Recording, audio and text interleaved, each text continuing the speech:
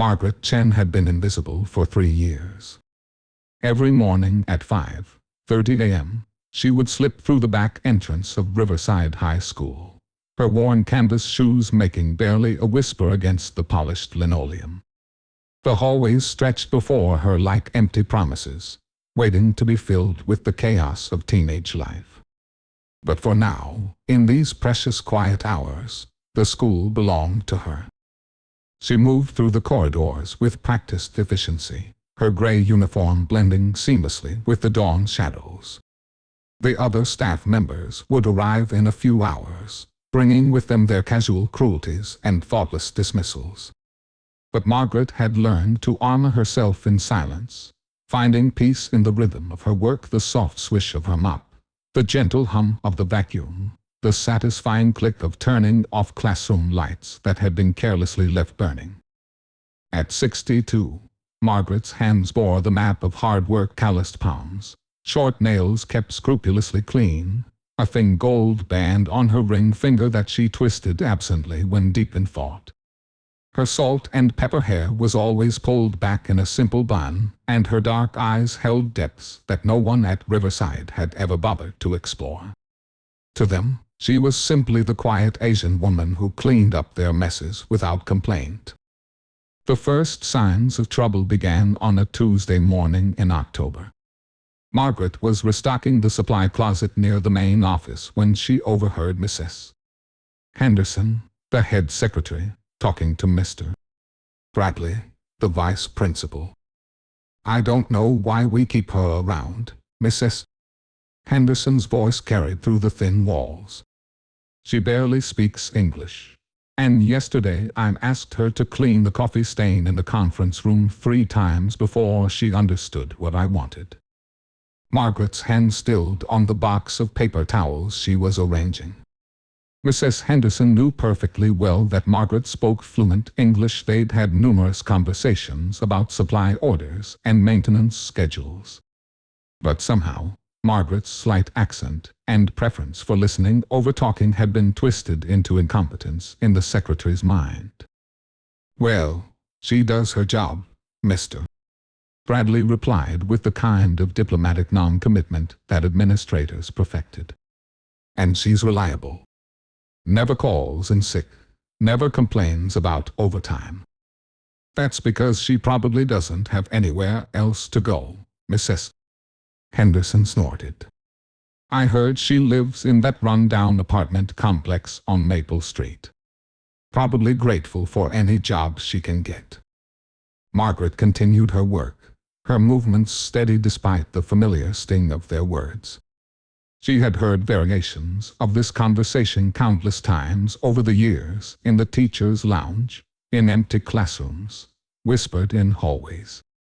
The assumption that her quietness meant ignorance, that her humble circumstances meant she was less than worthy of basic respect. What they didn't know, what none of them knew, was that Margaret had chosen silence. Not because she couldn't speak, but because she had learned the power of observing. In her previous life, the life before Riverside High School, before the apartment on Maple Street, before she had rebuilt herself from nothing, observation had meant survival. The mockery escalated during the staff meeting that Friday afternoon.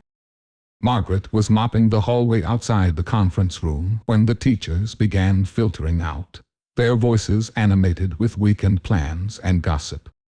She tried to make herself smaller, invisible, but Mrs. Patterson, the English department head, nearly collided with her mop bucket. "Oh, for heaven's sake," Mrs. Patterson exclaimed, her voice sharp with irritation. "Can't you clean somewhere else? We're trying to have professional conversations here."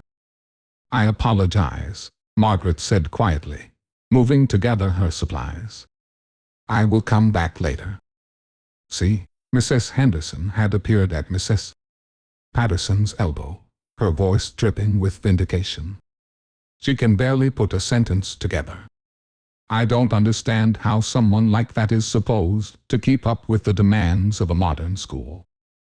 Several other teachers had paused in the hallway, their conversation dying as they turned to watch the scene unfold. Margaret felt their eyes on her like physical weight, measuring her worth by the uniform she wore and the mop in her hands. "Maybe she should take some English classes at the community college," suggested Mr.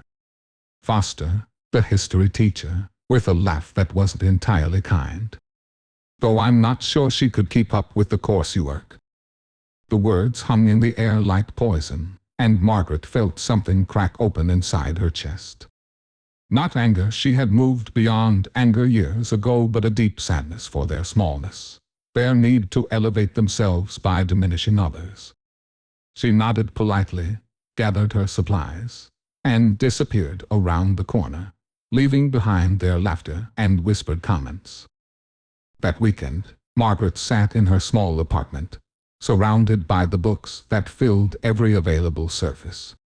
Medical textbooks in 3 languages, philosophical treatises, poetry collections, and scientific journals created towering stacks against the walls. Her laptop glowed softly on the kitchen table, displaying the latest research papers from Johns Hopkins, where she maintained professional affiliations that none of her colleagues at Riverside could imagine. She pulled out a worn photograph from her desk drawer, herself in surgical scrubs, standing beside a team of doctors in a field hospital in Somalia. Her face was younger then, unmarked by the particular weariness that comes from being perpetually underestimated. In the photo, she was smiling, her hands steady and sure as they held a scalpel that had just saved a child's life. Dr. Margaret Chen had been one of the most respected trauma surgeons on the East Coast before everything changed. Before her husband's sudden death from a heart attack left her drowning in medical debt and grief. Before the malpractice lawsuit, frivolous and ultimately unsuccessful, but costly enough to destroy her financially. Before she had lost her medical license not through incompetence but through an inability to afford the legal fees necessary to fight the bureaucratic machine that had turned against her. She had come to Riverside not out of lack of options, but out of a desire to disappear, to find peace in anonymity. The work was honest, the schedule allowed her to continue her research remotely, and the invisibility she experienced had been, initially, a relief. But 3 years of casual cruelty had worn thin her patience for willful ignorance. Monday morning brought an unexpected test of that patience. Margaret arrived at her usual time to find the school buzzing with unusual energy. Emergency vehicles lined the street outside, their red and blue lights casting eerie patterns through the morning mist. As she approached the building, she could see Principal Williams pacing in the parking lot, his cell phone pressed to his ear. "What do you mean the county health inspector is coming today?" His voice carried across the empty lot. "We weren't scheduled for another visit until next month." Margaret slipped through the back entrance and quickly gathered information from the fragments of conversation she overheard. Apparently, someone had called in a complaint about the school's food safety practices, and an unscheduled inspection was happening within the hour. The kitchen staff was in full panic mode, the administration was scrambling to present their best face, and everyone was looking for someone to blame. She was restocking bathroom supplies when she heard the commotion from the main hallway. Raised voices, someone crying, and the distinctive sound of Principal Williams when he was trying very hard not to lose his temper. "Where is Margaret?" she heard him asking. "We need every available person helping with this inspection." Margaret made her way toward the main office, where she found chaos. Mrs. Henderson was frantically shuffling papers. Mr. Bradley was on the phone with the district office, and several teachers were standing around looking helpless. In the center of it all stood Principal Williams and a stern-looking woman in a county health department uniform. "I'm sorry, but these documentation gaps are serious," the inspector was saying. "Without proper records of your cleaning protocols and staff training certifications, I'm going to have to recommend immediate remedial action. Our janitorial staff follows all protocols, Principal Williams insisted, though his voice betrayed his uncertainty. Margaret, there you are. Can you please show Ms. Rodriguez our cleaning logs and certification records? Margaret looked around the room at the faces turned toward her, some expectant, others dismissive, a few openly skeptical that she could possibly help with something so important. She could give them what they wanted: confusion, stammering, the performance of incompetence they expected from her. Or she could step forward into the light she had been avoiding for 3 years. Of course, she said, her voice clear and steady. Ms. Rodriguez, I assume you're looking for our hack documentation, staff training records, and chemical safety data sheets. The inspector looked up sharply, surprised by Margaret's professional terminology. Yes, exactly. And your infection control protocols, particularly for high-touch surfaces. Margaret nodded and moved to the filing cabinet behind Mrs. Henderson's desk. The secretary started to protest, but Margaret was already pulling out organized folders that she had created and maintained without anyone's knowledge or instruction. Here are our hazard analysis critical control points documentation, Margaret said, spreading the papers across the desk. Updated weekly, with photographic evidence of compliance. Staff training records are here. I maintain current certifications in food safety, bloodborne pathogen protocols, and environmental services management. The room had gone completely silent. Mrs. Henderson's mouth was hanging slightly open, and Principal Williams was staring at Margaret as if seeing her for the first time. Ms. Rodriguez examined the documents with growing approval. This is extremely thorough. Better than most facilities twice this size. Who designed this system? I did, Margaret replied simply. Based on hospital-grade protocols adapted for educational environments. Hospital-grade. Ms. Rodriguez looked up with new interest. Are you familiar with healthcare facility management? Margaret hesitated for just a moment, aware that her next words would change everything. I spent 15 years as a trauma surgeon before transitioning to facilities management. I maintained my certifications in healthcare environmental services because I believe schools deserve the same level of safety and cleanliness as medical facilities. The silence that followed was profound. Margaret could feel the weight of everyone's stares, the rapid recalibration happening in minds that had dismissed her for so long. Mrs. Henderson looked like she might faint, and several teachers had appeared in the doorway, drawn by the unusual tension in the room. Ms. Rodriguez was studying Margaret with new respect. Dr. Chen, I presume. I thought your name looked familiar. You published that paper on infection control in resource-limited settings, didn't you? We use it as reference material in our training programs. Yes, Margaret said quietly.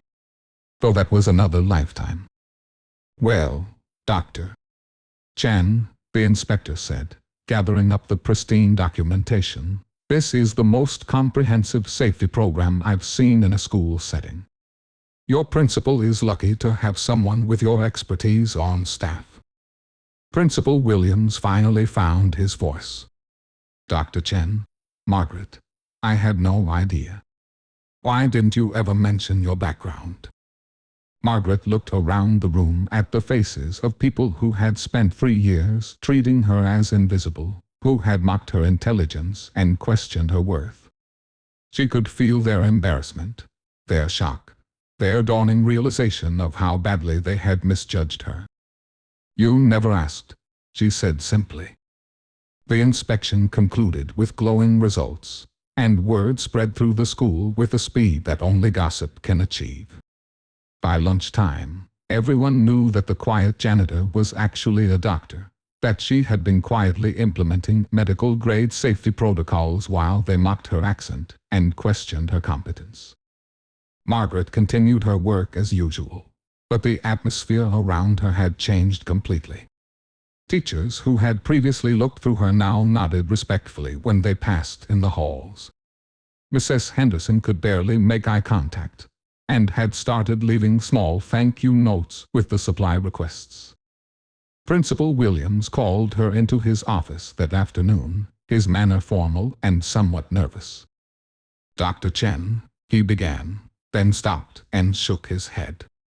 "Margaret, I owe you an apology. We all do. I can't believe we've had someone of your caliber working here and never recognized your contributions." Margaret sat quietly, her hands folded in her lap, waiting for him to continue. "The county inspector recommended that we nominate you for the State Excellence in School Safety Award," Principal Williams continued.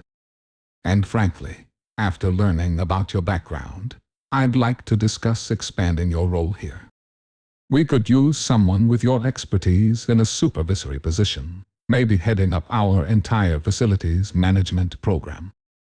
"I appreciate the offer," Margaret said carefully. "But I'm content with my current position." "But surely, with your qualifications, you'd prefer something more appropriate to your education level." Margaret smiled slightly. "Principal Williams, there is nothing inappropriate about honest work. I chose this position because it allows me to contribute to students' education in a different way. A clean, safe environment is the foundation for learning. I take pride in providing that foundation." She paused, considering her words carefully. "What I would like is for this to be a learning opportunity for everyone. Not just about my background, but about the danger of making assumptions about people based on their job title or their accent or their choice to listen more than they speak." Principal Williams nodded, chastened. "You're absolutely right. I'll be addressing that with the staff." The staff meeting the following Monday was unlike any in Riverside High School's history. Principal Williams had called it mandatory, and the teachers filled the conference room with an unusual mixture of curiosity and anxiety. "I want to talk about assumptions," Principal Williams began without preamble. "Last week, we learned something important about one of our colleagues that should make us all reflect on how we treat each other." He gestured toward Margaret, who sat quietly in the back row. "Dr. Margaret Chen has been part of our team for 3 years. In that time, she has not only maintained our facility to standards that exceed state requirements, she has implemented safety protocols that earned us recognition from the county health department. She has done this while some of us questioned her abilities, dismissed her contributions, and treated her with less respect than she deserved." The room was uncomfortably quiet. Mrs. Henderson was studying her hands intently, and Mr. Foster had developed a sudden fascination with his coffee cup. "Dr. Chen spent 15 years as a trauma surgeon," Principal Williams continued. "She has saved lives, published research, and brought expertise to our school that we never bothered to recognize because we made assumptions based on her job title and her quiet demeanor." He looked around the room, making eye contact with several of the teachers who had been most dismissive of Margaret. "This isn't just about Dr. Chen," he said. "It's about how we view all members of our school community.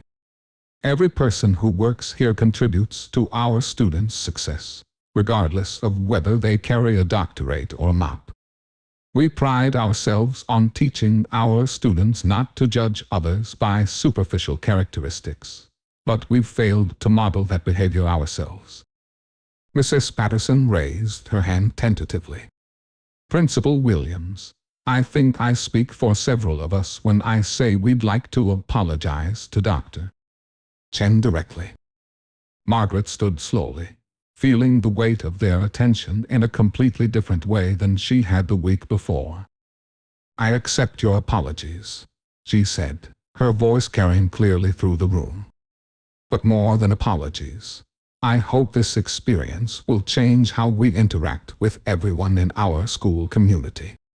The night security guard who keeps our building safe, the cafeteria workers who nourish our students, the bus drivers who transport our most precious cargo safely every day, they all deserve the same respect we give to each other. She paused, looking around the room at faces that were finally really seeing her. I chose to work here not because I had no other options, but because I believe in the mission of education. Every day, I see the potential in our students, and I want to help create an environment where that potential can flourish. That's why I implemented the safety protocols, why I maintain detailed records, why I stay late to make sure every classroom is ready for the next day's learning. Her voice grew stronger, more confident. I don't need a title or recognition to find meaning in my work. But I hope that going forward, we can all remember that dignity doesn't depend on job title, and intelligence doesn't always announce itself loudly.